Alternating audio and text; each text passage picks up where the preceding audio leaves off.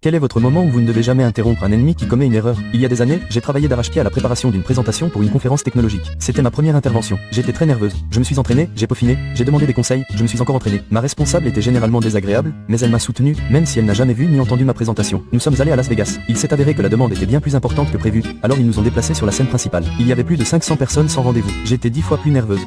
Juste avant le début, elle a remarqué une personnalité médiatique très connue et son photographe assis au premier rang. Elle était toute excitée et a insisté pour co-présenter la présentation. Elle est même allée jusqu'à inscrire son nom sur la diapositive de titre, ce qui m'a évidemment mis hors de moi. Nous sommes montés sur scène. Elle a fait une introduction correcte, puis j'ai commencé. Elle n'arrêtait pas de m'interrompre, alors je l'ai laissé faire. Ça m'a rappelé une émission matinale. Un groupe de personnes au sourire faussement exagéré discutant en même temps. C'était un sujet extrêmement technique, avec une démonstration en direct. Elle a bafouillé chaque diapositive, encore plus que la suivante. Puis, arrivée à la diapositive de démonstration en direct, elle s'est figée. J'ai eu le courage de la laisser mourir. C'était d'une brutalité glorieuse. On a eu une sorte de confrontation après. Je suis parti 2 ou 3 mois plus tard. Elle a été licenciée peu après. Oh, et les journalistes pour qui elle se pavanait sont partis juste avant le début. Je crois qu'ils étaient juste là, assis là, depuis la séance précédente.